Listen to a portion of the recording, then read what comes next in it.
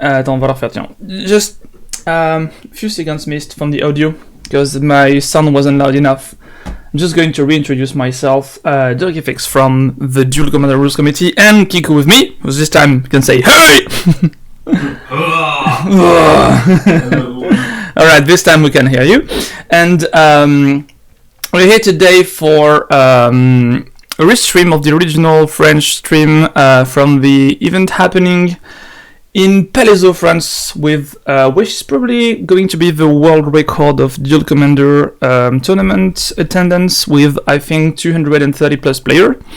Last record was broken in January with 229 players, and knowing that this time there were simultaneously 226 players pre-registered, I'm pretty sure we just beat the world record once again. So this is round 1. There's gonna be 7 rounds of Dual Commander today, and there will be 2 more rounds tomorrow morning, followed by a top 8, while a rebound event is happening on the side, which we probably won't be restreaming because it will be happening at the same time. The event, rebound event, is just a dry switch round event. There's no top 8, so it will just end around like 7 o'clock PM in Paris time zone. So this is round 1 of day 1. And we're gonna have the grand total of player pretty soon, and let's go. So, first round of the day, which is always the coolest and calmest and seemingly restful round. We've got Tattoo of the Benthic Druid on the left, which is an uncommon commander card from Dominaria, just got out like 6 months ago, and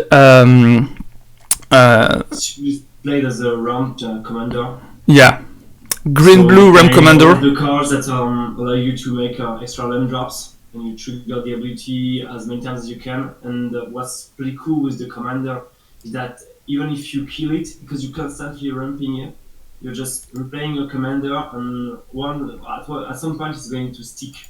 And at that point you're going to gain tons of life, draw tons of cards. That's the point you will start playing cards like the extra turns, and you're going to just go nuts at that point. Yeah, that should be interesting. And the one is we got a reflection on the cards, just so that it's okay. So Ludovic and Trazios. Yeah. What's unusual is that usually we have Chrome as the blue-red commander for that kind of deck, which doesn't risk giving any benefits to your opponent. And it allows you to draw some cards, and it's a good beater. So it's usually played in a tempo deck with some counter spells, some aggressive creatures. So pretty much like the modern control decks. But this time he's playing Ludovic, so he's more on the defensive. He will have an easier time defending himself, but if his opponent plays some fetches, some playlands and that kind of things, he could manage to draw some cards off of Ludovic. That could be a really bad thing, especially in a control match where card advantage is important. Yeah. So, at least this is green-blue on both sides. That's the only thing we know. And the touch of red is weird. I don't even know what Sky can play. So we've got a Misty Rainforest on the right. We've got Island, and That allows you to play an extra land. Yeah, Age of Autumn. Extra Ranger. Yep, exactly. It was such a fun name, and followed by Age of Autumn, which is completely casted for 2. What is in his hand? I'm just trying to look. 4 lands is just ramp and growth. And if you have more than 4 lands, you can basically sacrifice a land to draw. And the extra land drop thanks to the Scattered Ranger and to Urborg. So he's playing Urborg not because he wants some black, but because he has some lands that don't produce mana. So for example, Mail Office or Glacial Haven.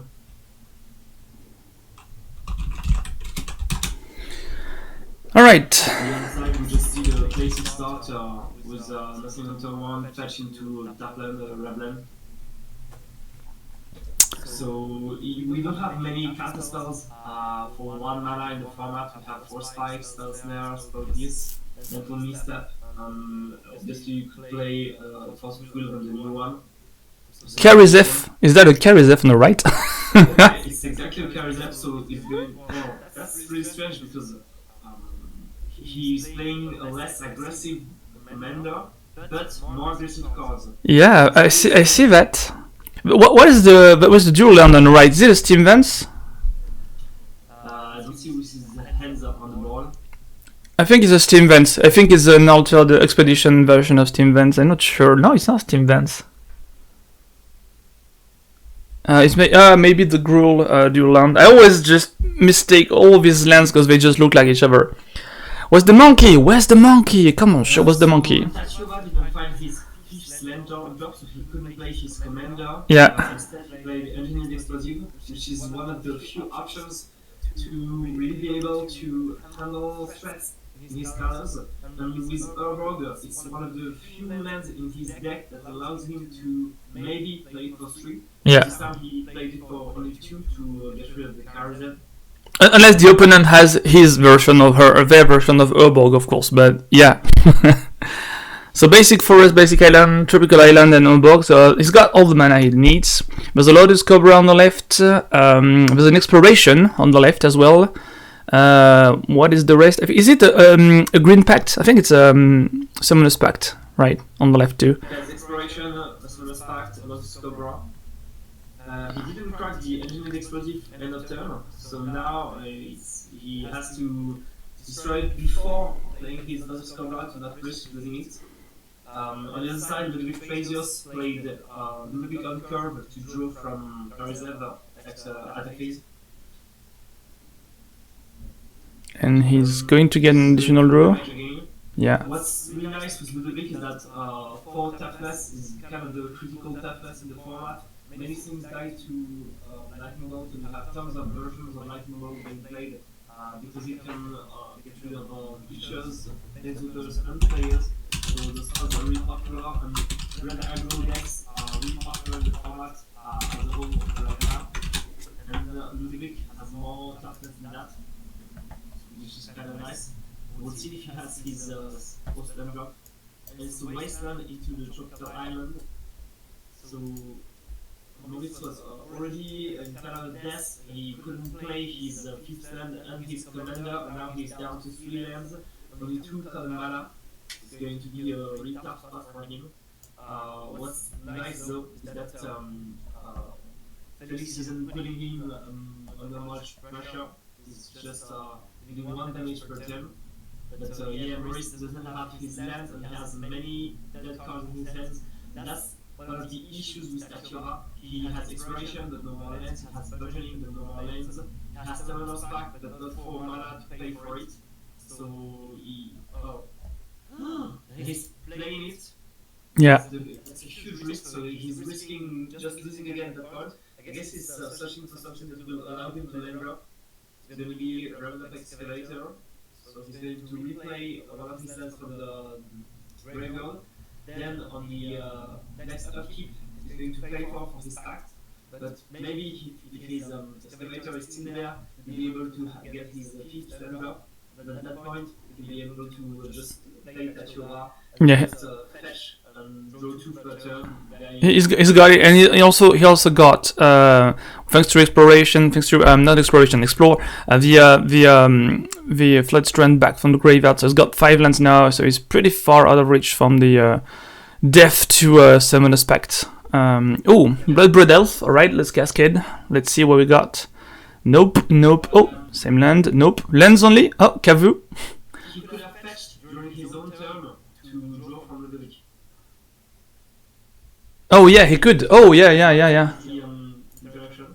So it's 1 gross, I think, on the Felix side. He cascaded into 1 gross. So I guess he's playing an aggressive version with probably all the mana elves or all of the enchantments to go faster. But he's still sticking to more cheaper commanders and not with any kind of aggro stats, which is interesting because he's playing more aggressive slots on the other hand. I'm searching for a list of Tatiova if I see this, but I'm not sure I can see. Yeah, maybe you will have some on digital page.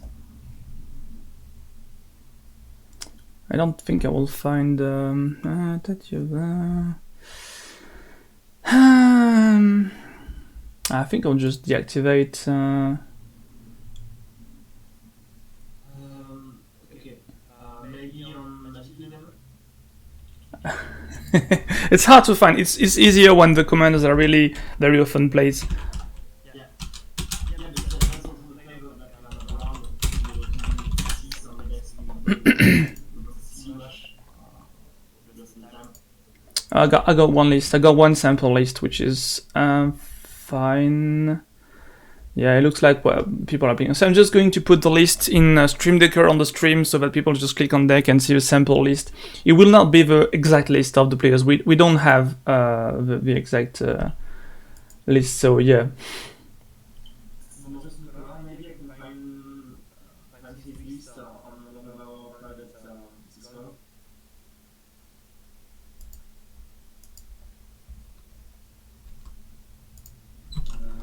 Alright, let's just see if I can just update with that. Make a new deck.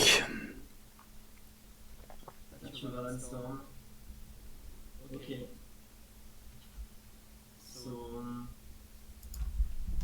I have that version to propose. And I have one of the main players. The list of one of the main players from the deck here.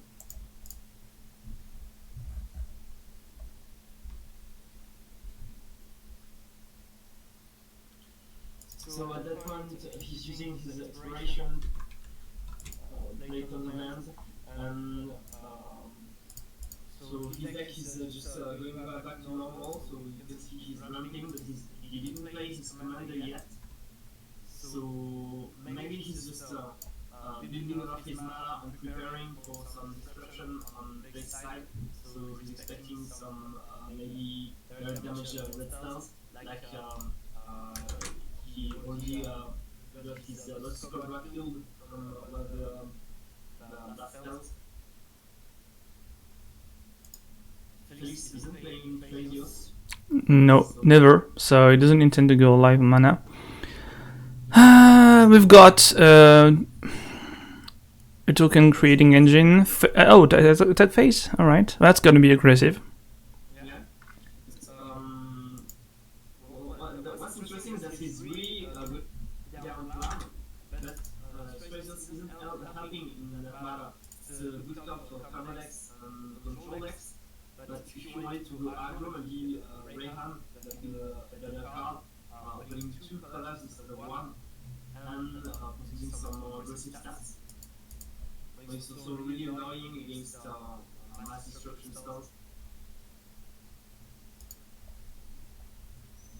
So you can see Felix attack phase, trade, is Nicola is Alright, there comes the commander. Yeah, here we go. There comes.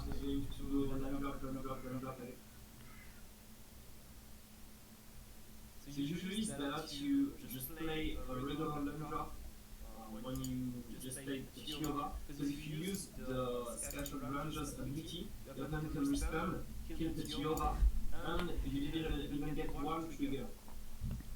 So it could have been a glitch here, but hopefully this was tapped, so you couldn't respond.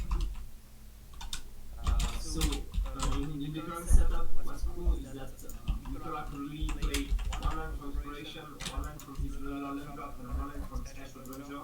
In his real life, these 3 cards that can help him find solutions, like the I don't remember the name of that card, but the XX artifact from someone on the chat says he knows Felix Mugenburg, which is probably someone for Germany, I suppose.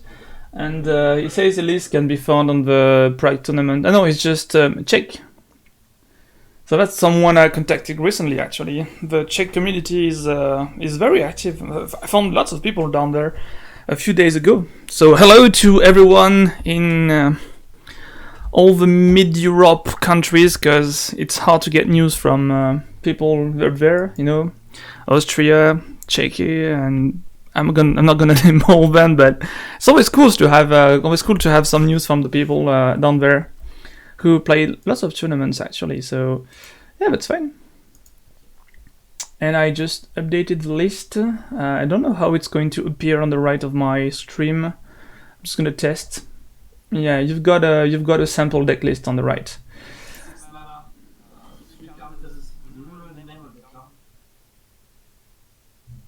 Oh, the artifact on the left. I don't remember either. That's something I haven't seen for a while actually. It's a classic modern card. You can see it quite often in CVH, for example, in Convex. So I guess I'll just type modern and we'll find it really fast. So first that one, maybe we'll find it in the okay, Walking Ballista. Played in terms of one in modern. Yeah. So he managed to reach 6 mana after his Tiova and play from 6 big beater. Well, it's just 3/3 is going to be able to block to maybe heal a creature while blocking and protect his HPs, gain some more time. And you can see that he's back to 8 HPs. And it's going to get worse and worse because with stage cover on the board, he is able to gain something like 3 HPs per turn easily without even playing any brand spells. So he's playing Reclamation Sage to try to kill the Ballista before the attack step to deal more damage.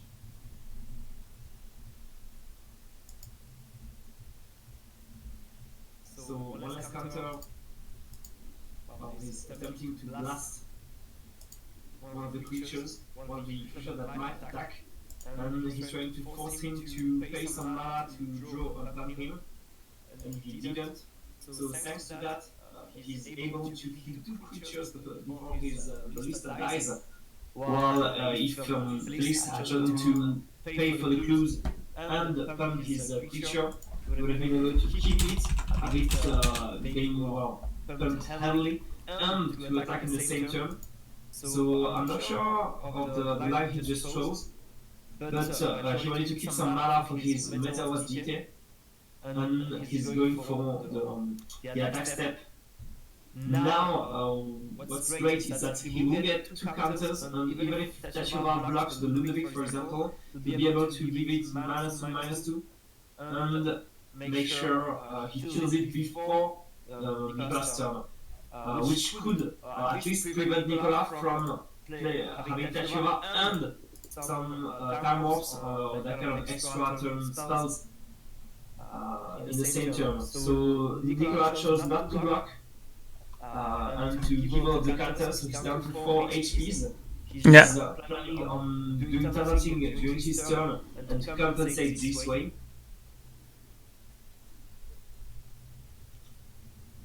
So for 1 mana, I don't even see what this is. For 1 mana, a mystery spell. I'm guessing it might be a needle. Yeah, I think it's a pissing needle. That's well, he's going to name Umezawa, I think. It is going to be the case. 1 life draw. Let's go. What? The pissing needle isn't it's a multi-use slot. In blue-green, it's hard to handle most of the threats. So what the needle allows is to prevent some abilities from planeswalkers, from equipments like the GT, or just to prevent Yuriko from doing tons of stupid things. So it's getting quite popular in the format because of that.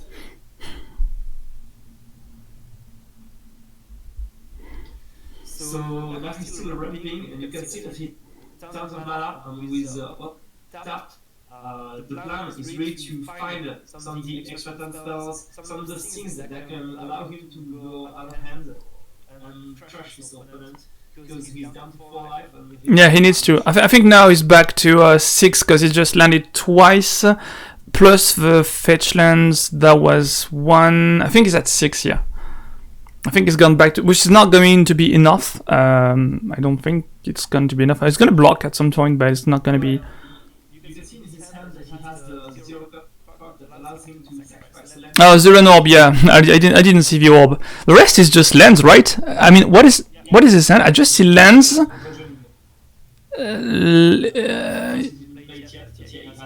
Burgeoning, yeah. This is a 2-layer rest, right? I think it's a 2-layer rest. Yeah. He's gonna transmute it, but he's got no really interesting target now. Oh, attacking? Wow! That's bold. There's no commander damage anymore, bro. Where are you going? I guess he's going for Glacial Chasm. Yes, I think. Ability, he can sustain for long. Well, he doesn't know what he's searching for, actually. He's just browsing his pack, trying to get something. There is certainly a certain amount of cards that can trigger differently the lands, you know, so this is going to be complicated. Alright, so that was a Chasm, yeah, but I think it's his best land right now. Yeah, definitely. He has many ways to recur it. So we just saw the Random Excavator before. I think he's playing Life from the Loam and Personal of Wars to just do more with all of the fetches and be sure it has some land drops all the time for the whole game. He's playing tons of basic lands, all of the fetches you can play, and all of the ways to play some extra land drops and to have all of the lands he needs to get all those Tachio triggers. Tiens, 2 secondes en anglais, tu peux booster ton micro dans Discord? Attends, on parle pour ces 2 secondes, tu peux booster ton micro dans Discord fort ou mettre un peu plus fort? Parce que les gens ils t'entendent moins bien toi que moi, j'ai mis à fond le truc et après je suis obligé de baisser le son de moi. Enfin bon, back to English. Just trying to fix up the last sound trouble. I'm just going to lower my microphone and I'm going to raise the audio from Kiku once more. And that's the maximum I can do.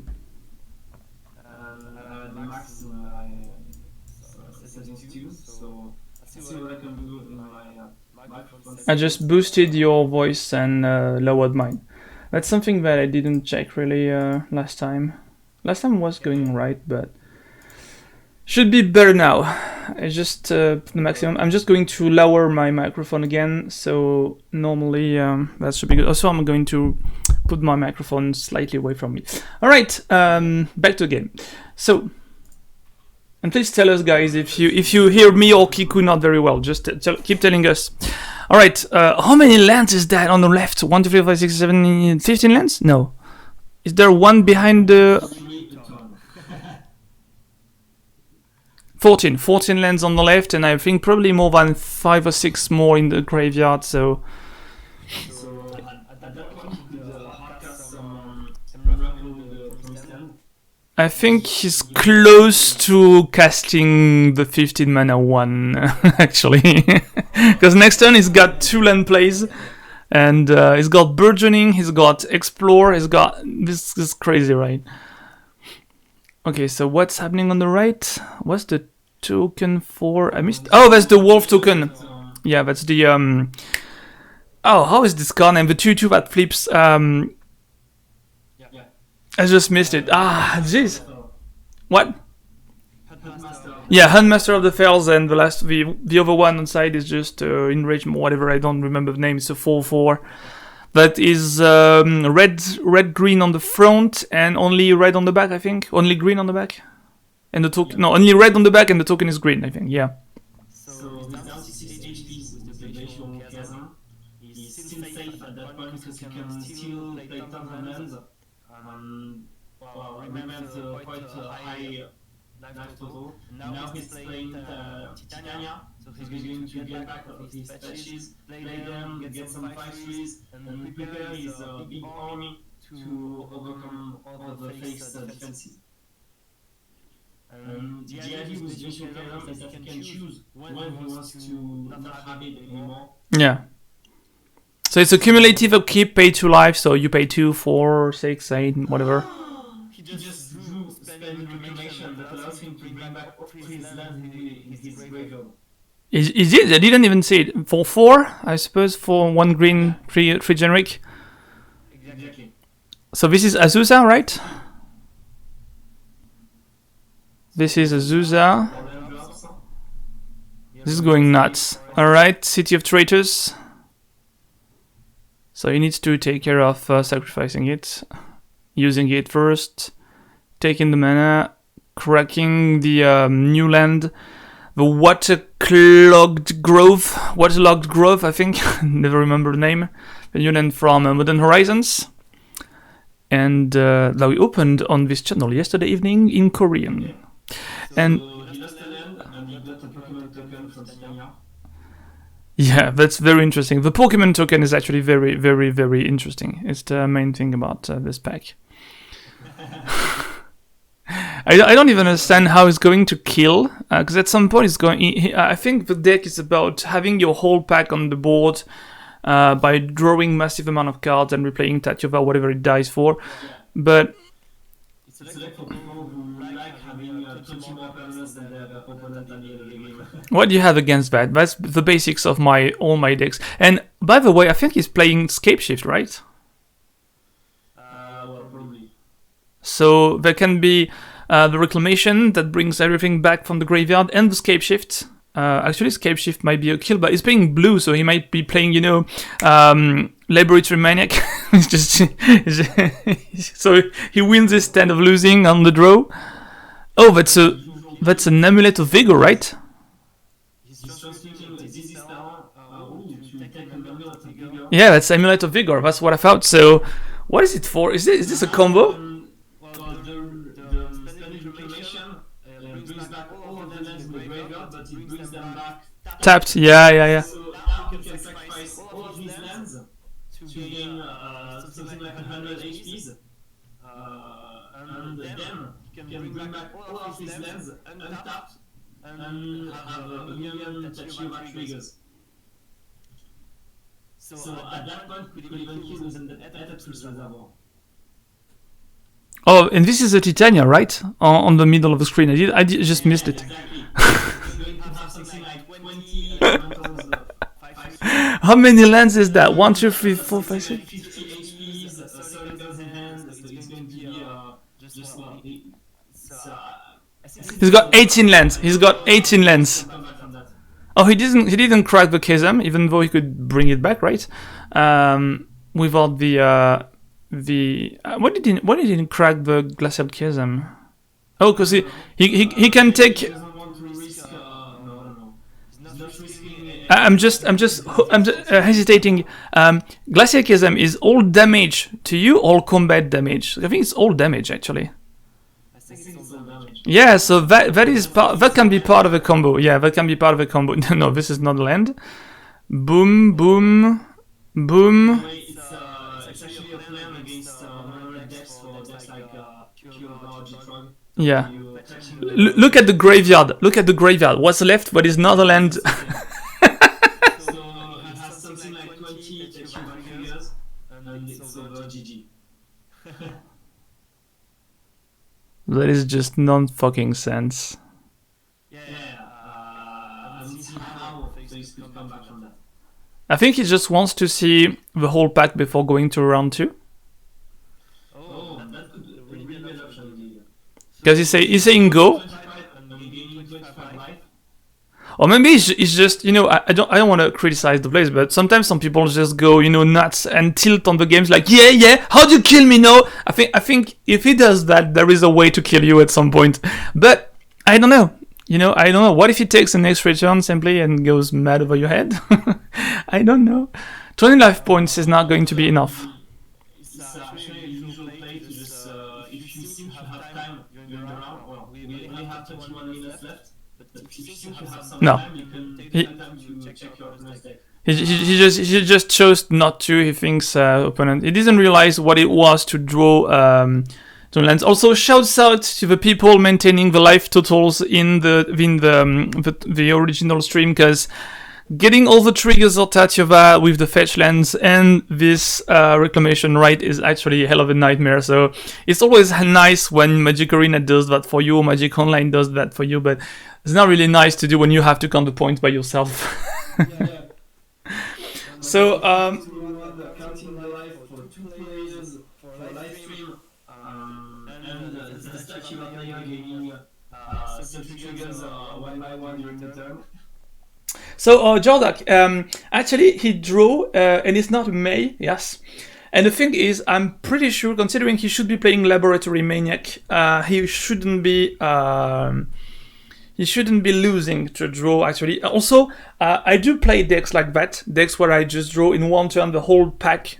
With just 5 or 6 permanents, I can draw my whole pack on the 5 things, and you always count, and you always know when you want to stop. And at some point, this is green and this is blue. So you have many ways to reshuffle your library, to reshuffle everything. Except you don't get the 40 lands back, if not more than 40 land back. I think he was playing more than 40, definitely more than 40 lands. He was playing like this deck list we are watching right now. I think he was playing 50% lands, which is crazy. But I think I have his deck list. I published some links in the chat. So his usual kills are Titania, Walking Ballista, and a Refute to Kazandu. The Refute can gain him some life during the early game or boost a huge creature to finish the game later. And those are his main winning conditions, because he's also playing the time warp spells and some recursion spells. So the idea is that at some point your opponent is going to concede anyway, so you don't need to play that many kills. So he's playing kills that can allow him to make some creatures management, like the Walking Ballista, Titania that allows him to ramp also, which is leading 2 huge pillars, and the Retreat to Kazandu, which is also helping him survive against all the red double decks. So he's not playing many dedicated kill cards, because all of his decks anyway is going to go nuts. At some point your opponent is going to concede, because he doesn't see how he's going to come back.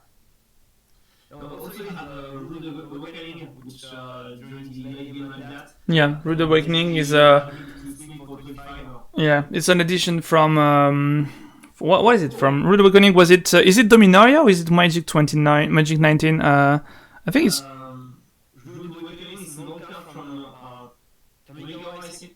You have the final. Oh, I'm talking about this one and the new one, the one that costs 3, that just animates all your lands and make indestructible, 2/2, trample, and haste.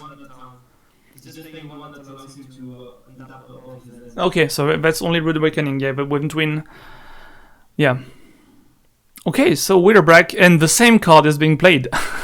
This time it's Thrasios on the right, and this time it's Edge of Void on the left. Yeah, so Thrasios is indeed playing the mana elves to go faster. One of the questions I had from people trying to prepare for the tournament was how heavily do you want to rely on speed and consistency instead of late game and card advantage.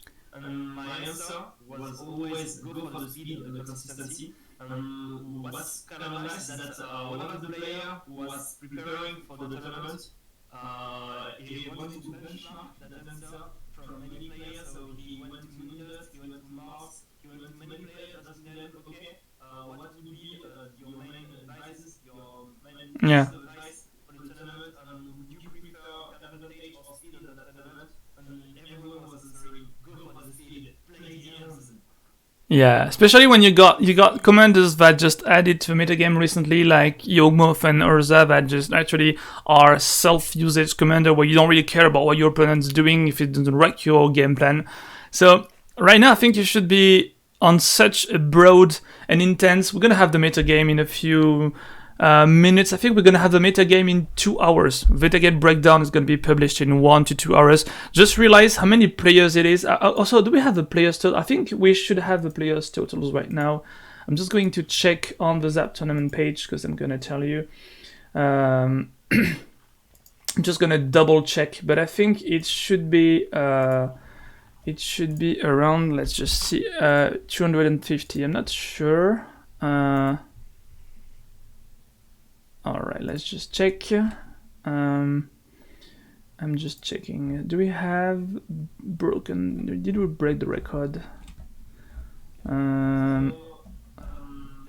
made a huge start with 7.5 and 2 tracers, and 3 one goes into the lead, the attack with tracers and draw from the lead. So it was a nice turn, and his opponent had to play National Explosion for 1 and crack it, finish the battle, so the one goes and try to keep that start on the table. And he then played, I think it's a PC middle game, and he probably named tracers. So at that point he's trying to control the Felix income, but if he's just going for more aggressive plots like the previous game, I'm not sure he's going to just take the tracers and wait for some time anyway. All right, first cast of commanders. Oh, counted. No, back to your hand. It was a remand. Was it a remand? Yeah. Maybe a remand, maybe. I did, because it's just under the reflection right now, which is unfortunate. There's a slight reflection on the right top right player. The spell that says just bring back a target spell or one permanent to his owner's hand. This creature. Okay, we didn't get to see, but anyway, the key will tell us what it was. So Felix is keeping the Tioba under control. Well, I think Nicola. Okay, it was remand. It was it was only remand. It couldn't be anything else. But it's just, oh my goodness, is this a red? This is a Dominaria fight, right? This is a Dominaria fight, right? Yeah. Tatiova against Reda. Wow, this is gonna be crazy because I think right now Felix on the right has much more mana than Tatiova can generate. So that is what, 5 mana post combat turn. That's crazy. And also lots of damage. 1, 2, 3. This is 0-1. 1. So 3, 4, 5, 6 damage, I guess. Maybe down to 8. And 4 mana because it's mana pool. Probably paying for something. Oh, Edwig. That's huge too. Oh, that's Really under pressure, Nadia. I always like the band commanders being played in the deck. So this is a Green Sun Zenith for 1. No, it didn't crack, so 5. I think he's going to Titania. So he should block us. Oh, Frag Tusk. Alright, why not? Oh, it's good too. That's a good blocker at least. Kills Reda. He had a fetch in his graveyard. Maybe just instead of the final card, but I think it was a fetch. And Titania would have allowed him to get 2 blockers instead of 1. And if he managed to get Titania to survive, he would have been able to block him more. But maybe some red masters that could just kill him during the next attack step, so he's ready to take a risk.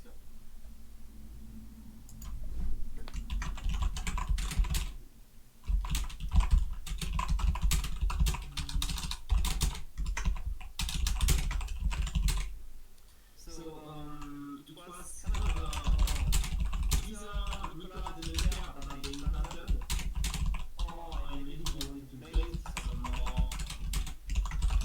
spells, or he didn't see the signal from Felix. But with Simona open in the deck that aggressive, it was clear that Felix was waiting to counter Tioba.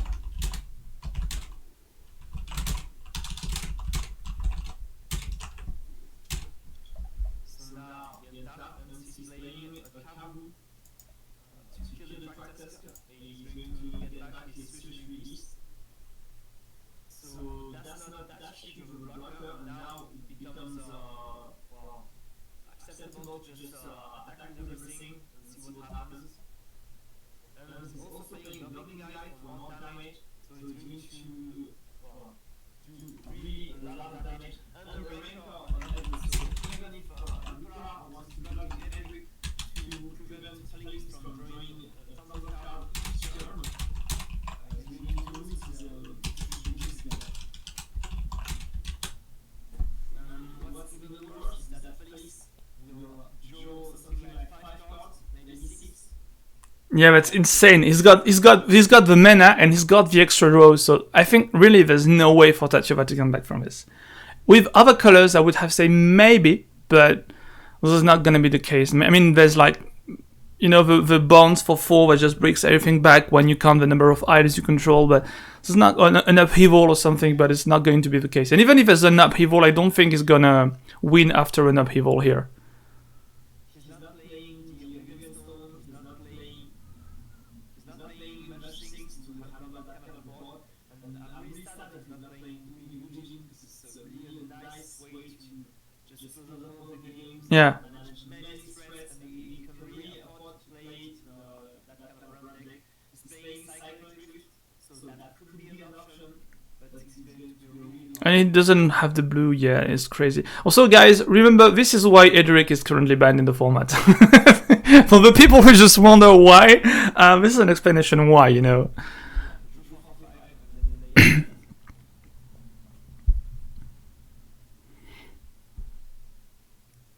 The hell is that? On the right he just played? I don't recognize the drawing. What is it? Under the dice. This is a GT, but the white on the left, what is... Also, what?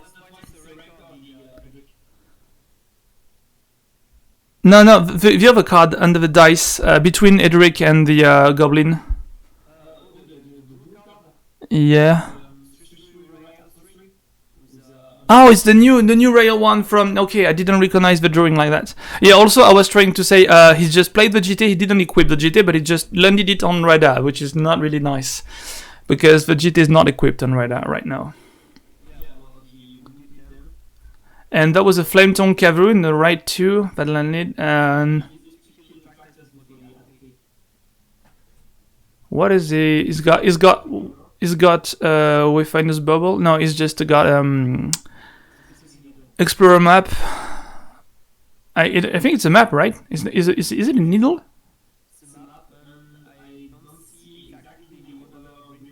I think there is two land. There are 2 lands in the left hand. One Explorer map and an island. So he's gonna crack. He cracked Crystal Veins. All right, that goes for 6 mana. This is Scape Shift, right? So he cracks 5 mana. Yeah, so he's getting a Glacial Chasm again, I think, because it's his last hope, like Obi-Wan Kenobi. And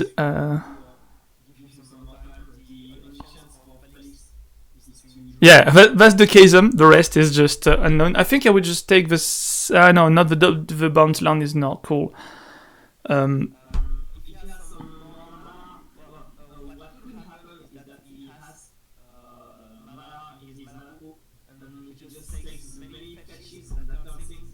Why is it taking a Nurborg? Why is it taking a Nurborg? That's crazy. Oh yeah. I mean, he just had to take the Chasm. I just forgot about that. But the land that comes back to battlefield is just not a crazy invention, right?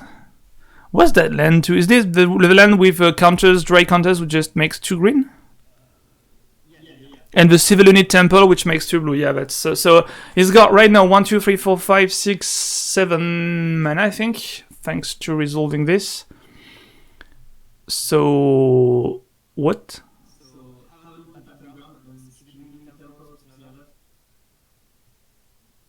Yes, Civilunit Temple is being cracked. Why? Why did he? Oh yeah, you have to sacrifice a land.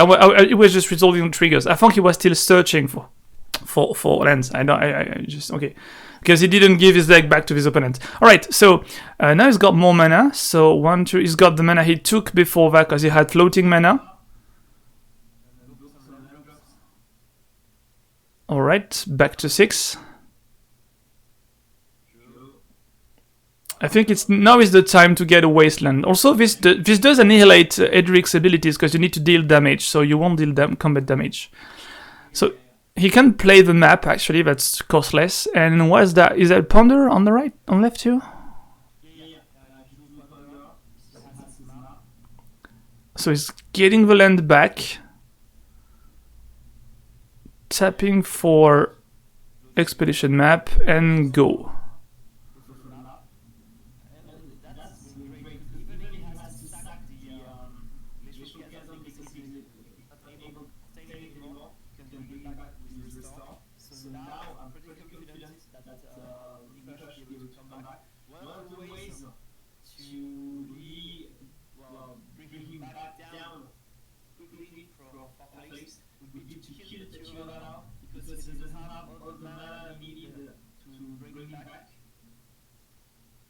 He needs something to kill it.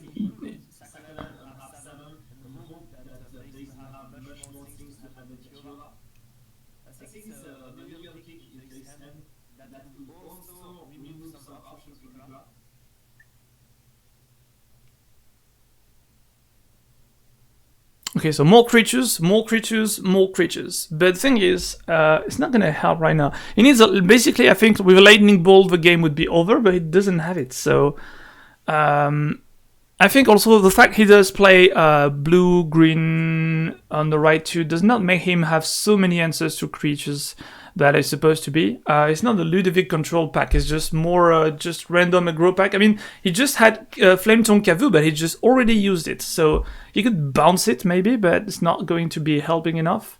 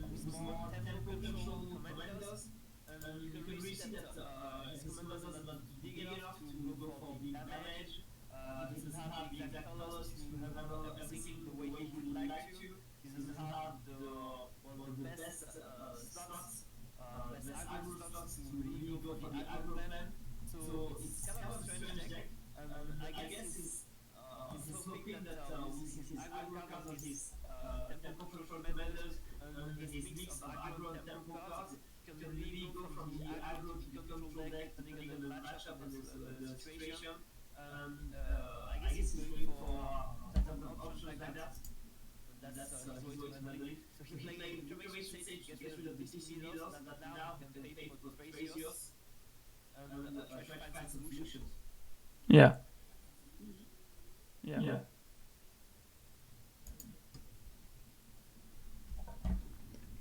This is dense, actually. This is dense. Also, oddly enough, there are more lands on the right than there are lands on the left. Which is weird and unexpected. Well, Nicola had to make some tough choices to make sure to come back in the game because the place had a huge start, and well, he could have stopped him during his turn if not for the glacial chasm. So Nicola is on the last chance mode. So slap on Fake's side to untap some lands and get rid of Tachira, but he's still in his hand and only costing 5. So it's not going to prevent him from doing anything he wants during his turn. I think he will have all of the options needed. So he's going to take 2 well, play his game plan.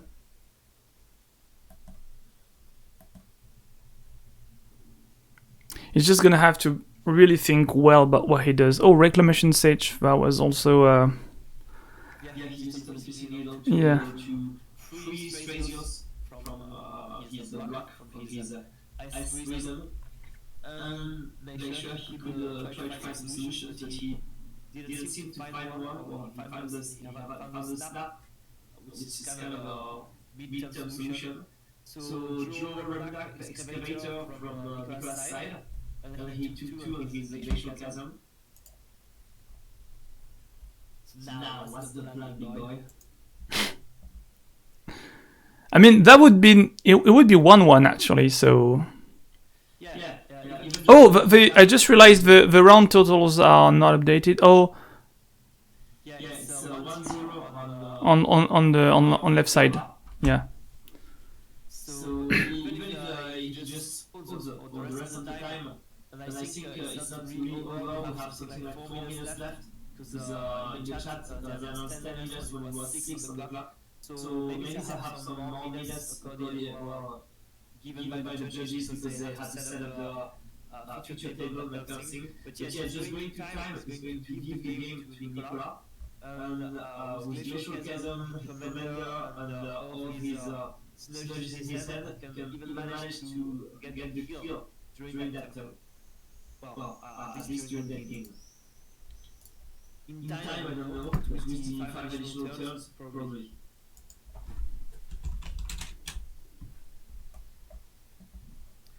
And that's the kind of things I love from decks like the Chioma, but I also value for Deferry or that kind of thing. You're like on the defensive, you're losing tons of life, you're under pressure, and you constantly fear that you're going to die. And yeah, you can come back. Yeah. And you're like, I can come back! This is crazy, right? So this is return target permanent from your graveyard to battlefield. Target land, I think. Target land. I just forget. Yeah. Exactly. And I always forgot the card's name. It's for 2, but just yeah. That's a basic half regrowth, half mutagenic regrowth, whatever it is. It's just Restore, bring back Heaven, battleground. Trying to generate more mana, having to replay Tatiova, and he doesn't have extra land right now, so that can be annoying. Fetch land, draw 1, pay 1, get 1, so neutralize the life loss. It's gonna get a tropical island, I suppose. Yup. Because he didn't have it yet. He chose to use his restore on another land like Glacial Chasm, going speed and not for the safety. Yeah. So if at some point he has to sack the Glacial Chasm because he can't sustain it anymore, he won't have the easy stuff to bring it back anymore. Brainstorm and Ponder, he's got some choices, but he doesn't play control, so he doesn't have many outs. Actually, most of the pack is dedicated to the ramp / more lands / just moving things around plan, but I'm not sure. I think the land is his head, land that allows you and pay 1 life to get the basic. So you could have the right synergy with Brainstorm. Shuffle effect. So he's seeing some lands and some tutors, I guess. What did you choose to get? Oh, it's the new devastation spell. With enough mana that can allow him to tutor for a big creature and win, but he's not at that point yet, so this is going to allow him to tutor a good card, a good creature for now. The kind of creature he could fetch could be a Zuza to go for more land drops and more synergies, for example. Yeah. Especially with the Ravenous Excavator in his hand, he could go for Curse of Cruxix to gain more life. For Primeval Titan to get more lands and then be able to just attack, get some even more lands, more draws, more HPs. He has the option to go for Titania and start stacking the 5/3s to go for Stratus, but I don't think it's the plan at that point. Okay, so we are during the extra turns. If they could display maybe a big dice on the floor to just see which turn it is, it would be perfect. oh yeah, it's a good idea. We're gonna take that to the people. Asking that to the team with the player just to put the big dice in Yeah. the middle so that we see which turn it is. So we should be at extra turn 1. And I don't think Felix can secure a win anymore at that point. or at least if he doesn't find his wasteland, if he finds wasteland, it's a win instantly. That means This is also looking that could end up with a 1-0 and an infinitely long game. That would be frustrating for a start of a day. that could happen indeed, but with that many additional turns, I really think Nicolas can secure the win. So yeah, it could be also a tutor for fetchland, for wasteland. It could be any other land breaking that is not wasteland. I don't think people are gonna play with three colors, but no. Also, you need to know that the additional turns come on full. So we have 5 more turns to play, and if Nicolas takes additional turns, he's basically stealing Felix's turns. Is going to lose it actually. So what's that? Is that what is tapped? It's just going to add mana. Okay, so just attack for the mana. Yeah. So that's 5 more. Yeah, and he can use the mana. He did it previous turn. Alright. Just gonna transform creatures and pull him all of them each and every turn, which is not the best thing he could do. Click, I guess. I think at least. Say what? The blue one on the right? Yeah. No, it's the 2-1 that creates a polymorph on creatures, right? The Pirate Raider. Okay. I think so. Unless I just missed. What is it? Because Click is one of my favorite cards. That could be, but it's not. I don't think so. I don't see 2 blues, so it's not the Click. It's I just forgot the name. It's from it's a 2-1 flying with a pirate from Excellent that turns any creature that it targets when it attacks for like a 0-1 with no ability.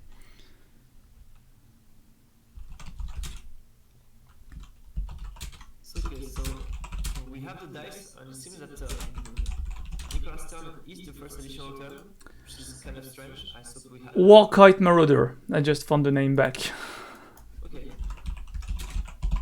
I'm just gonna ping in the chat because not everyone knows about this one. Interesting. That's what you meant with polymorphism. I was like, okay, you're going to start looking at your deck. Okay, I don't see the point here. He just took mana to cast it, so he wants to make sure that if he attacks, he's really gonna win. But I don't know. Also, he's full tap now, so he can safely crack the Glacial Chasm and bring it back. Oh, Prismatic Vista, you were at 2. You're at 1. You will go back to 2. This is going to be very close. What if we still had 30 life points as life totals initials? That would be crazy. The deck would even be different, I think. There would be no Chasm. That was another fun. Let's not talk about the ghosts. Alright, final! We're getting new cards, lots of new cards here. So this is the live final, I think. Devastation final. Devastation final, I was thinking. And For 8. yeah, how much did he pay? He's got Urborg, so 1, 2, 3, 4, 5, 6, 7.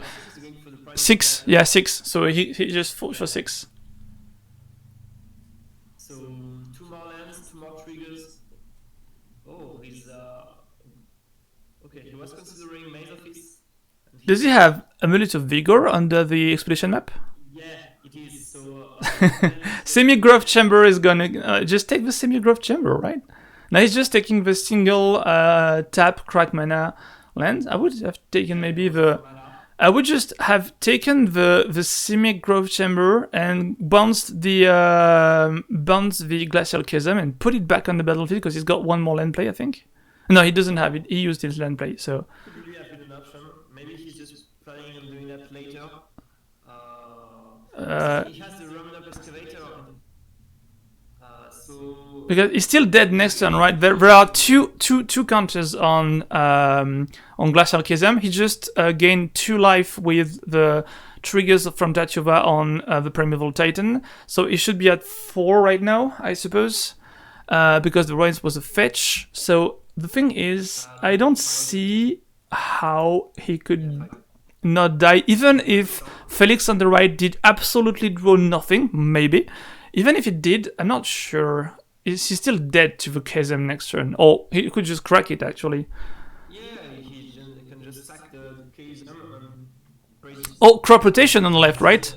That's a crop rotation. That's another good tool. That's a very good tool. I think that's gonna be game. Because... I think one of the ways for Felix to win here would be to deal 6 damage in instant during Moist's upkeep after he just sacked the Glacial Chasm. But even if he does that, with things like crop rotation and that kind of thing, he managed to get out of reach of a burn spell. So now 2 more mana, and I think it's Eldritch Evolution. So he's sacking the Primeval Titan and going for something potentially as big. He's going for Eternal Witness.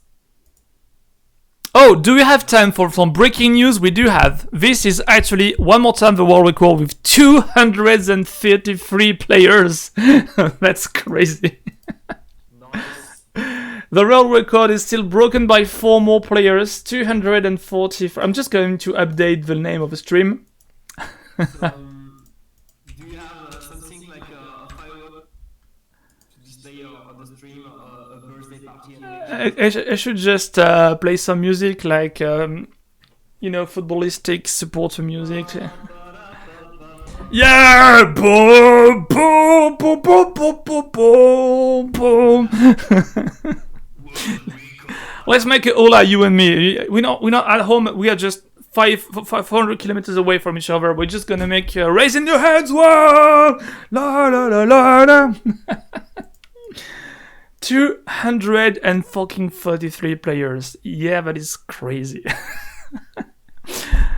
So yeah, just a quick recap for everyone.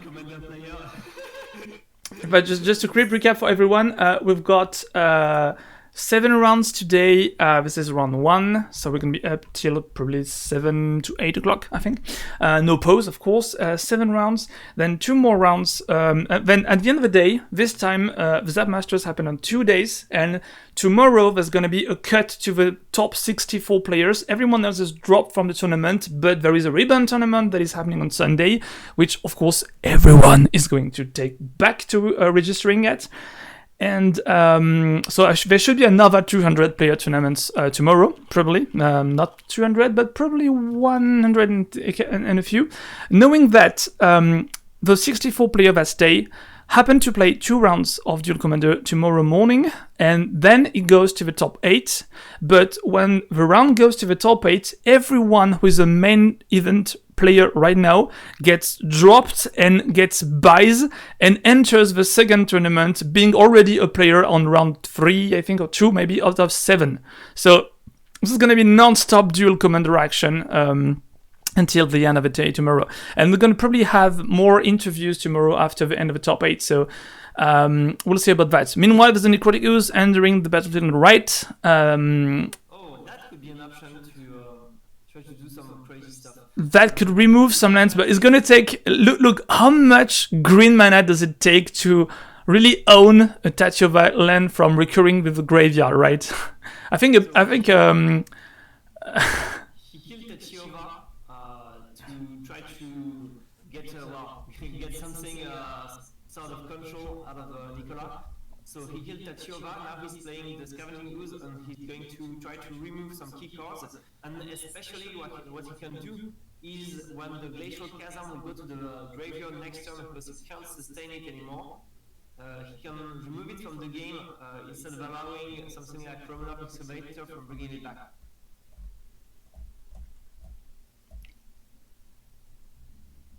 I think he's gonna try it.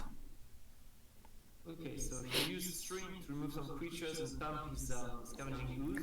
I think that's not the best plan, right? Because the creatures are never going back, I think, unless he reshuffles his graveyard. There's like Loaming Shaman. Maybe he plays a Loaming Shaman at random, so he just selects and...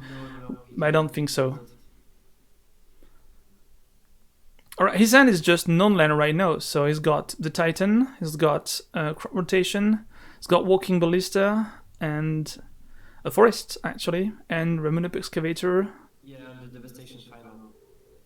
and one more thing. We missed a card. That's another land, I think.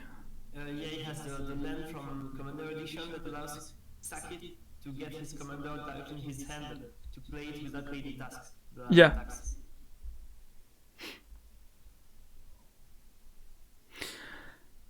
Okay, so this is intense. So, untap. Now what's happening for the... Cracking. All right, he just drew, which means there's no instant bolting, double bolting, copying your face. Turn in his hand. So now what's happening? Oh, what Jordox says is that the Devastation also allows to search in the player's graveyard, and that's why Felix chose to remove the creatures from the graveyard to make sure. Oh yeah, the final goes on graveyard. The Devastation final in his graveyard. And it's not exiled. It's not exiled, right? So that's cool. Yeah, and even if he goes for Titania, he really has to go nuts because there are tons of creatures on the board and he needs blockers for all of them.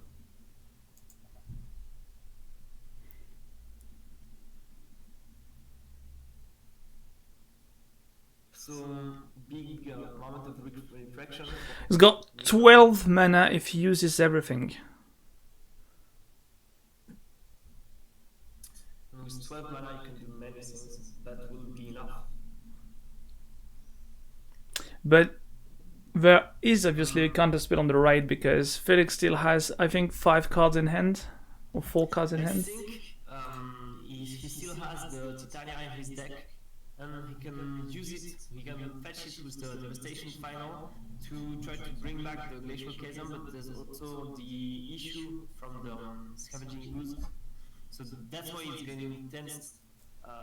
One of his main protection results is in the graveyard, and he can't really bring it back for now. He could manage to find a way to get rid of the Scavenging Ooze, but then Felix would probably remove the Glacial Chasm anyway. Yeah. So he chose Remnant of Excavator first. So representing a counter spell on the right, he goes like, what do you have in the graveyard? The answer is there's a chasm, and this is going to get removed because then you got no opportunity to do it. Exactly. And then Playing a land doesn't go stack. okay, so there's no counter spell, there's no reaction, it's just a random ooze activation. Yeah. She's just asking about what the lens does, just asking for a confirmation, and then chooses to exile them. And that is a game killer, actually. How many turns are there? I think there's one more turn for each other, and I think that's going to be the dead here. It's going to be a draw on 1-1. Well, for now, Nicolas still doesn't have any way to protect himself.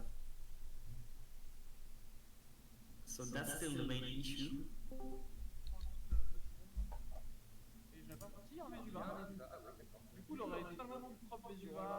Oh. Guys, what's Yeah. happening? You know who's streaming in English, guys? I just muted them. Okay.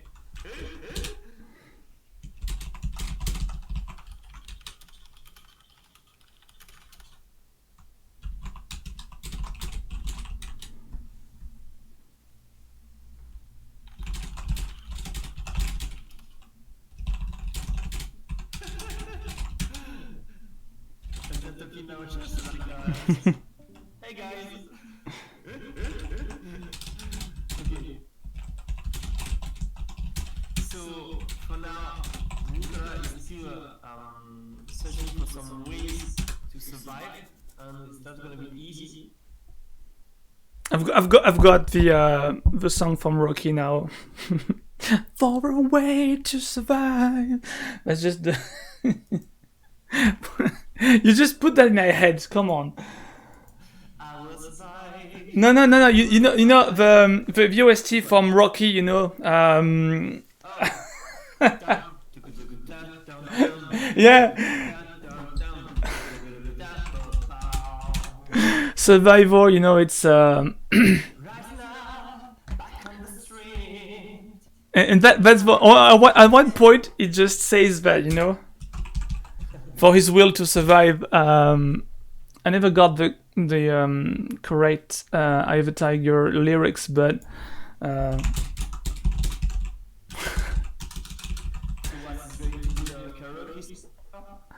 no, I don't know. Face to face, out in the heat, hanging though, staying hungry. They stack the odds till we take to the street for the kill with the skill to survive. When you say that, I had that in my head, and I was like, yeah, let's just sing it. Okay. So, yeah. Oh my god. Which one did you... Yeah, of a tiger. Jordak, you wanna sing with us, bro? Okay, so what? Then we launch things and we'll go for the song. No, I'm not going. This is copyrighted content, so if I go, Twitch is gonna be alright, I think, slightly alright, not sure. But if I put this on stream, it's gonna get muted on Twitch, and then it's gonna get banned from YouTube. So I cannot put copyrighted content. Yeah, we can choose it if you use something like just play the song, but if we use it to sing it, it's literally made for it. But you can still sing if you want. Oh my god! So anyway, still searching, and maybe surviving. Please to find something, some way to survive one more turn. I think he's trying to rob the time during the extra turn, right? Well, That's the principle of extra turn. They don't have time. Also, these might be the people who are delaying everyone from going to the next round. Don't put pressure on them, right? Because it's been already like extra turn due to the please come to the stream area, which is not located in the same room than the room where everyone is playing. So they just got 3 or 4 minutes of additional time compared to the other players due to the stream. And they're the only ones. And what did they do? Search any way to survive, and he find one. So now he just conceded because he knows he can't win. So that means that this is a draw. It's 1-1. And they don't seem like it to be in a hurry to tell that to the judges, right? Okay, so that was a good and very interesting game. Also for you guys, we got a stream for. Also, this is not us on the screen, you know. This is just the French streamers, Cousins and Tooth, which we can see. I could put this on if you want to hear them in French, but you're not going to be very interested if you don't speak French. So I'm just going to make a pause screen, and yeah, this is actually very tough. So we'll have a meta game breakdown, I think, for midday, maybe 1 o'clock, not sure. But let's go for a few things that I just remind, because not everyone was here this morning. So tournament is being famous, like for 3 years in a row now, for beating all the records in a row. And this time, one more time, it was so much attendance for all the players that we should... actually, if it was more than 256, we are at 233 now, that would be 10 rounds. And that would be insane to do 10 rounds plus the top 3, plus all the delay on the same day. So they chose to, at last, this time, for the first time, go on 2 days. So we're going to have less time and less stress on the night. 7 rounds of Dual Commander on this Saturday in France here. What is a beautiful but still too hot and heavy day, you know. There's going to be storms soon, I think. This is a tournament happening in Palaiseau, France, which is close to Paris. Very close to Paris, actually, which is why it's accessible from the world. So we've got people from all the world, actually, in the tournament. We've got people from Germany, people from Austria. I think I don't have all the names of PlayStation, but we've got people from Russia. We've got people from Spain. I think we've got people from England as well. So that's actually quite cool. Tomorrow, just a reminder of what I said a few minutes ago. Tomorrow, there is a rebound event what just takes everyone who just couldn't come to a Saturday event, plus everyone who is not in the top 64 players. It's cut to the number of players, not to the results. So you just want to fight until the very last second, until the very last round, because due to the match wins plus points plus opponent match wins plus opponent match points and etc. You just could probably go up to the hill and still get access to day 2 if you're in the top 64 or slightly close to the top 64. So the rest goes far away for the tournament, and they automatically can register for the second day tournament, which is a dry round tournament with 7 rounds, sorry, which is going to be so dry, no top 8, no top 4, no top 2, no whatever. It's just going to be whoever gets to the top with scores wins. And people who play on the day 2 for the first 2 rounds on Sunday evening, 10, 11 p.m., 10, 11 a.m. and 11, 12 a.m., all those people who don't make it to the top 8 are just automatically granted the right to play for free, I think, on the Rebound tournament, having buys for the first rounds. So everyone's going to play the second tournament, and yeah, that's cool. So this should be ending Sunday afternoon, in between local time, Paris time zone, 3 o'clock p.m. and 4 o'clock p.m. So now our streams are showing deck lists. I'm gonna put back the stream. Showing, for now they're focused on the mana base, so you can see that they're playing all of the things to protect the commander, like Cavern of Soul, Homeward Pass, the ways to protect themselves, to get some more time, so Glacial Chasm and Maze of Fleet, for example. All of the ways to fetch and get some more lands triggers. Yeah. And some utility lands like Torino West to fetch the right land for the right occasion. Yeah. Then you can see in the creatures that they're playing all the ways to get some extra land drops, Lotus Cobra and Curse of Turtles that synergize really well with all the extra land drops. You can see the Walking Ballista is one of the ways to handle creatures and kill in the deck. But also Spellseeker and Critical Mage to tutor for some more options, including the Zone Lord that you saw that allows to get some more HPs to kind of hold against all of the aggro decks, and also to engineer all of the combo with Splendid Inflammation, so you sack all of your lands and you bring everything back, and with Amulet of Vigor so you get tons of mana. You can also see Titania as a kill on the way to hold, Tractors to hold, Primary Titan to hold, beat down and get some more... Yeah. Eldritch Evolution as a toolbox with Final and Green Sun Zenith. Reclamation in the back, and Scapeshift we just saw in action. All the cards that just tutor any land that are still cool. yeah, tons of tutors, tons of ways to extra land drop. I think there's one missing actually. Yeah, he's not playing the one that just fetches a land that is not a forest, right? Farseek? No. Yeah, he's not playing Farseek. He's searching for forests to offer. It could have been an option instead of the Edge of Autumn. And a Summer Bloom, of course. But at least what is cool and what I like in this pack, and just like many of the packs, is actually he plays cards from the non-commander metagame, and having to being offered to play. I mean, he could basically play Summer Bloom and Amulet of Vigor on turn 1 and turn 2 respectively. That would be like crazy, you know. Turn 2 and just go nuts from there. They're focusing on Steely Resolve, which is an enchantment where they can name, for example, that's the type of Tatiora, and just protect Tatiora from everything. I think it's enough. No, it's enough, sorry.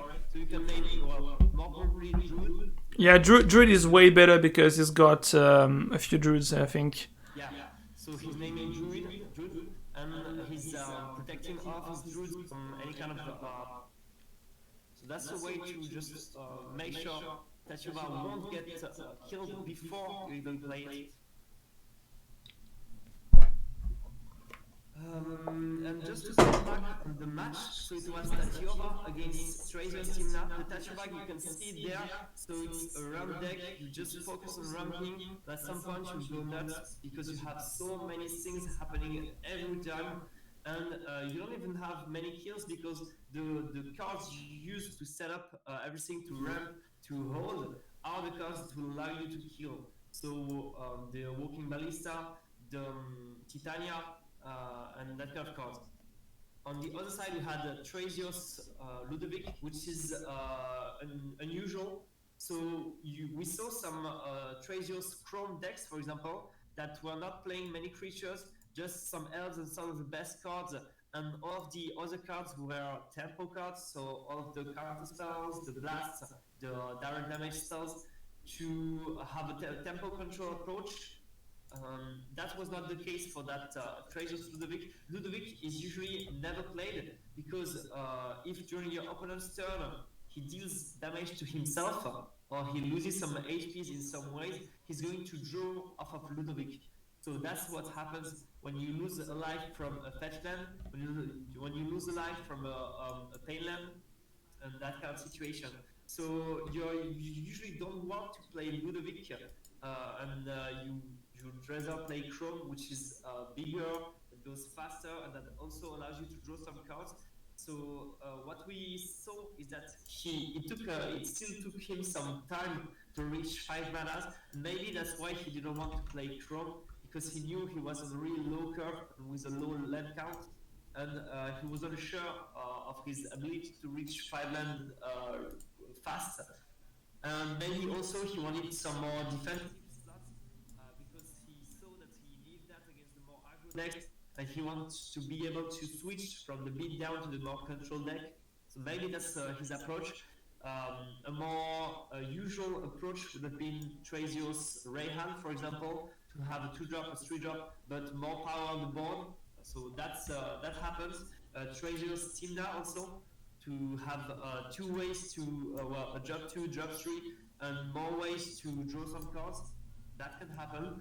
So also he wasn't playing tempo cards at all. Even if with 2 defensive commanders and tempo abilities, you could think that he would have gone this way. He was playing many aggro slots, like Rada, like Edric, so really playing on the big down. Edric and tempo deck, you need some creatures, you need all of the elves, you need ways to just touch your opponent's life point. So that was for that match, and then we're going and maybe it's the timing to maybe speak a bit more about ourselves, Doc, to present ourselves for the I'm just trying to resolve a sound problem while we are talking right now, but yes. There is a slight saturation in between you and I, and the volume boost I make, and that really makes me crazy because okay, because when you told me I was too loud, I just I think you can reduce your microphone overhead by slightly 1 or 2% because there's still a slight saturation, and I can choose to overcompensate your microphone volume in. I removed 14% when you told me, so I'm going to remove 10 more percent. Yeah. What now? I think it's just cool, but I just had my microphone boosted way too much. I'm gonna reduce my microphone noise too. I'm gonna lose the gain, and I'm going. You can also control my volume directly on my avatar. Yeah, I can control it in like 5,000 ways. That's crazy.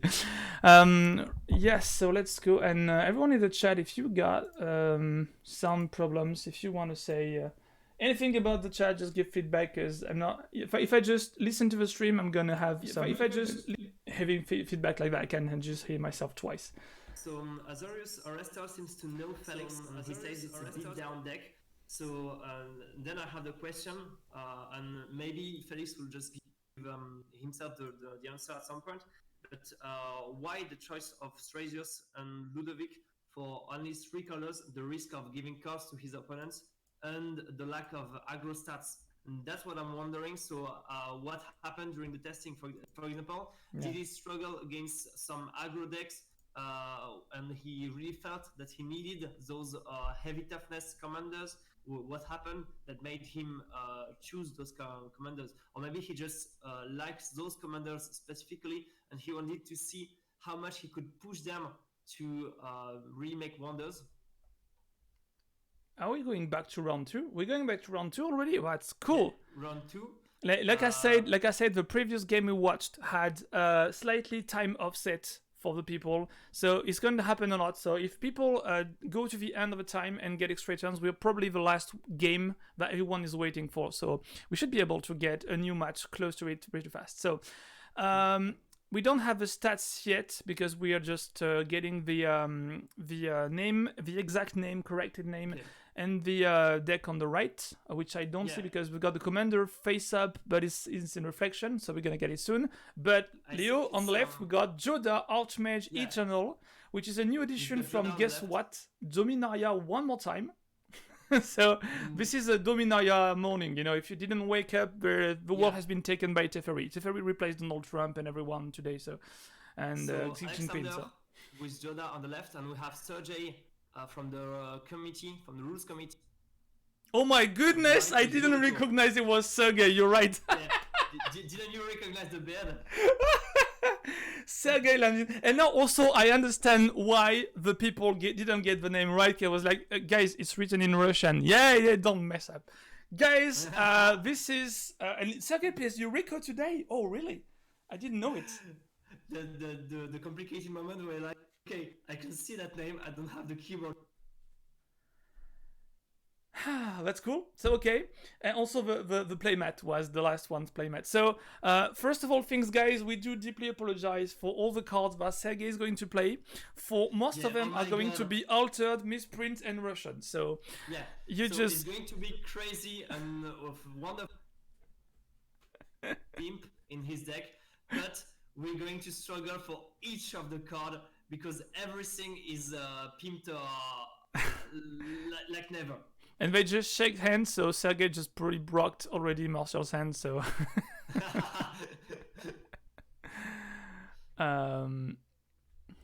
Alright, so Joda Archmage is 5-color commander, because he's got everything in his abilities. He's just basically red, blue, white in his commander cost, but due to the...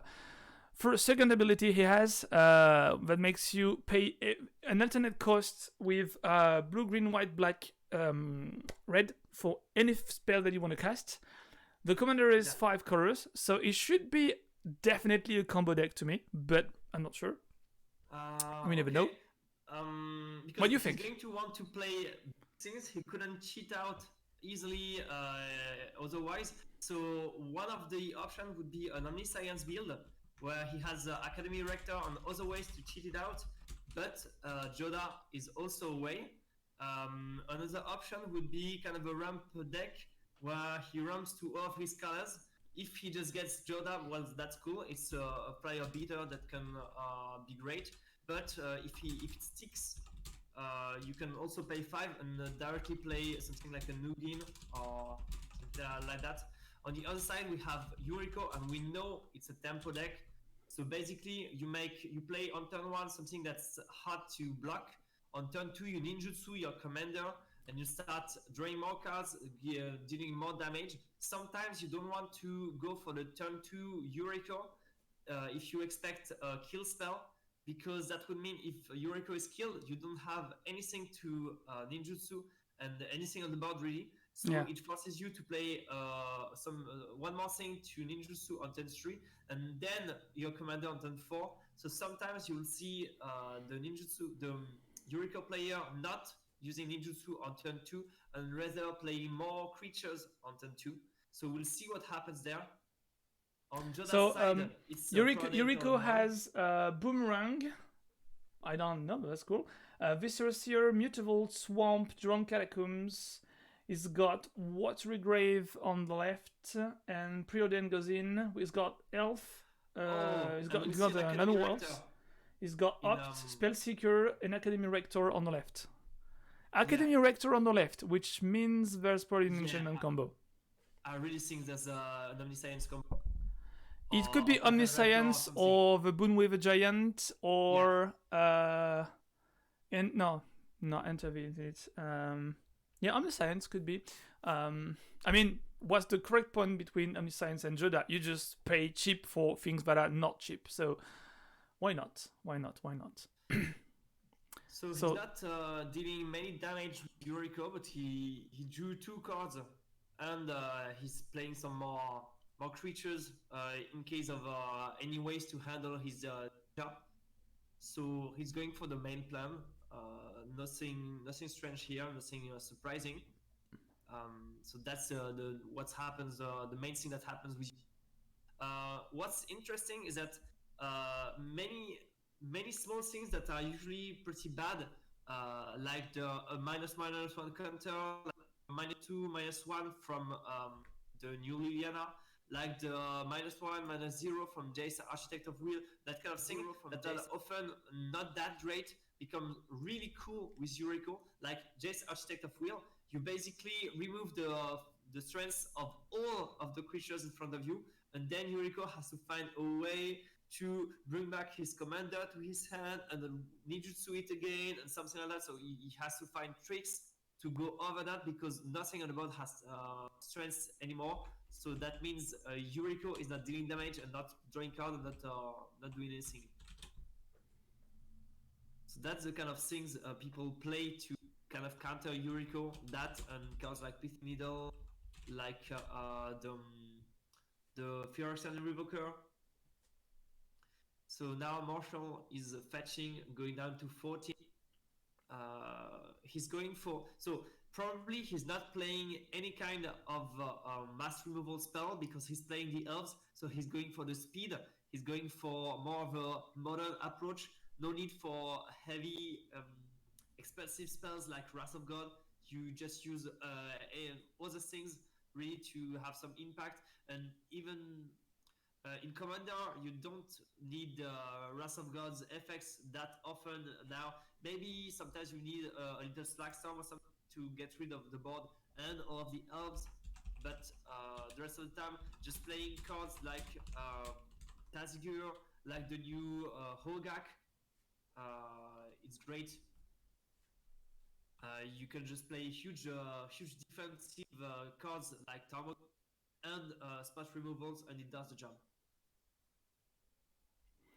Oh, lightning bolt. There comes the bolt on the seer. Why not? Also, guys, just a quick word as this is just a family affair right now because I am part of the Dual Commander Rules Committee.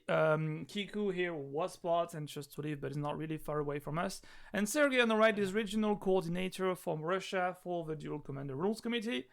He's a very, very cool guy, always on the brink, always on the edge, giving lots of feedbacks. And such, guys, really shouts out to Sergey because he just travels a lot. He's a math teacher in Russia, and he travels a lot to just play Magic. The guy is insane. He keeps going to Europe from Moscow.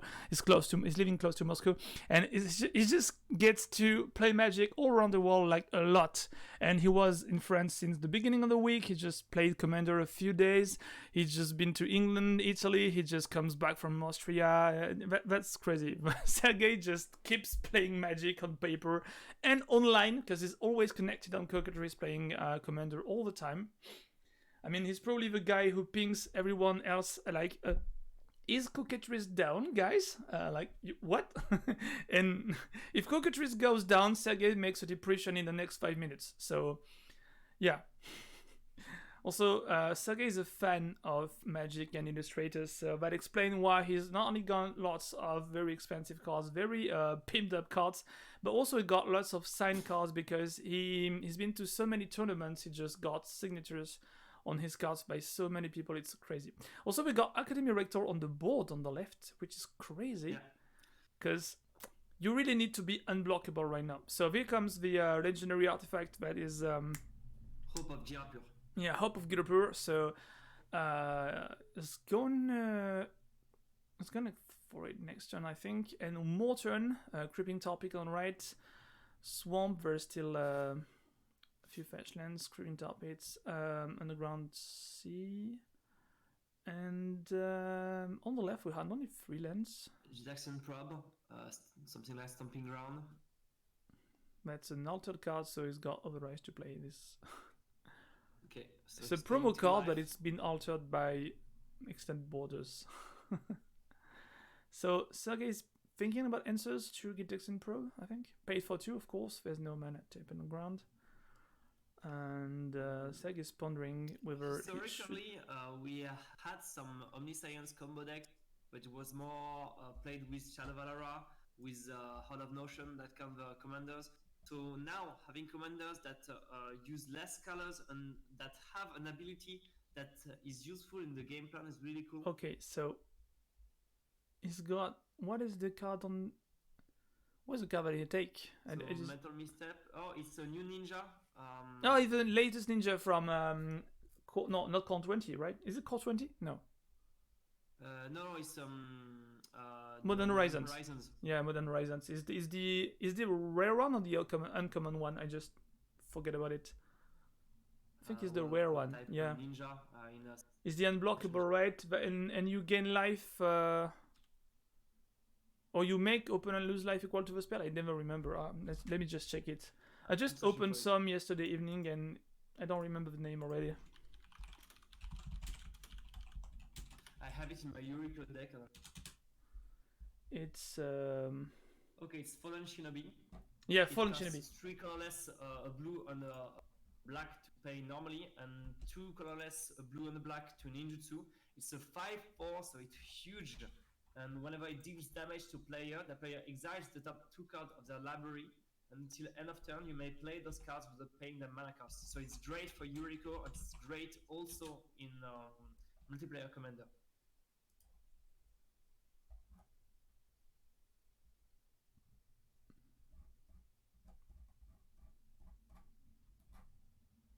I'm just looking at it. Is it the Shinobi or is it the Infiltrator?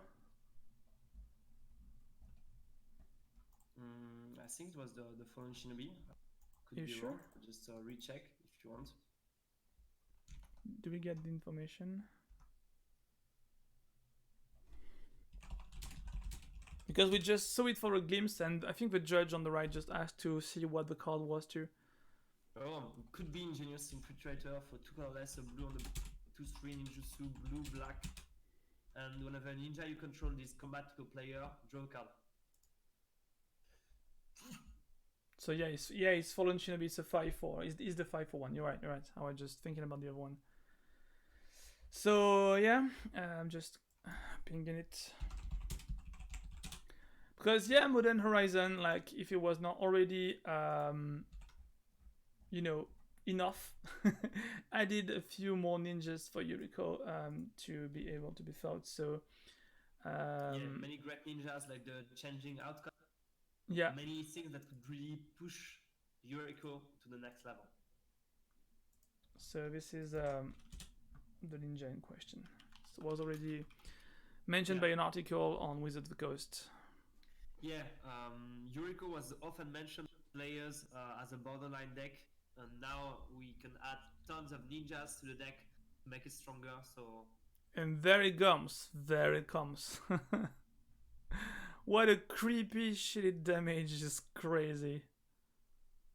So it's taking 5 damage. 2, so it's indeed the Ingenious Infiltrator. Oh goodness.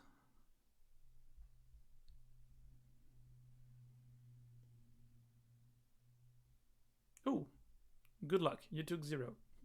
Do you have an MTG bot on your Twitch? Oh no, I just I should add it. Okay, so at some kind of break we'll add it, and it's gonna be great. I'm going to add it. mtgbot.tv. I've got MooBot for some comments so we can see the packs and the rounds, but mtgbot authorized. Don't worry guys, I will just add the mtgbot right now. So the basic card, the basic is exclamation mark card, I suppose. Commands. So Sergey is still putting some pressure on Alexander. He killed Joda. Alexander didn't find some ways to sacrifice his Rector, so he's really under pressure and he needs to find something. And that's a situation where having some kind of board wipe would have a double effect, getting rid of all of Sergey's board and getting rid of the Academy Rector.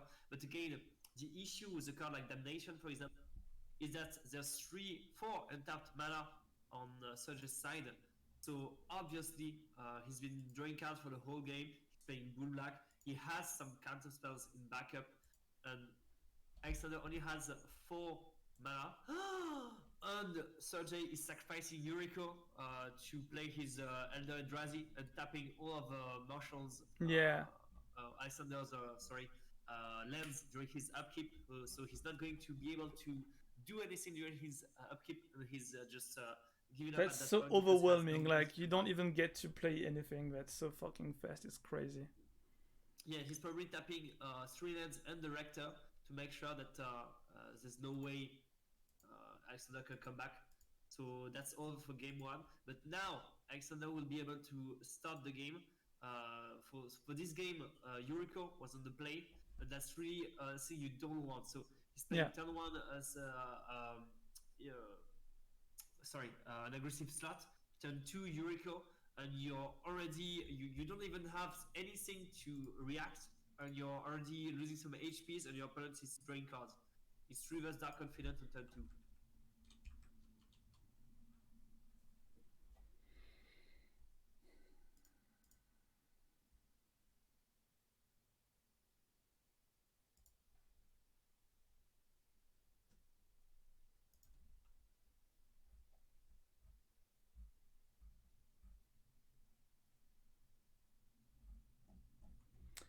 All right, let's just add this. So now they're preparing for game 2, and they're showing one of the deck lists. So it's the Joda list. You can see that there are tons of green accelerators, and even some accelerators that are often considered as pretty bad, like the Paradise Druid that costs 2. It has X-proof, so it's not going to get beaten that easily. There's the 2 Spirit Guide to try to go really faster. You can see Imperial Recruiter and the Recruiter of the God and the Academy Rector, and the 2 first probably go search for the last one. The enchantments they can shoot off for are Sneak Attack and Survival of the Fittest. I saw a Razaket in his deck, so and a Runes Card Demon. So that's kind of some of the huge slots he can play with his commander. You can also see Worldspine Worm, a 15/15 trample with some compensation effects if it gets killed. Ulamog, that's indestructible, that destroys the permanent. So some big spells to cheat out with Joda, some great enchantments to tutor for, and that synergize with the whole game plan. So with Survival of the Fittest, you can discard some of the elves to get some of the huge spells that you want to cheat out with Joda. With Sneak Attack, you can cheat out the big spell to directly kill your opponent. I'm going to restart the stream just to get the cardboard on, so just wait for a few seconds.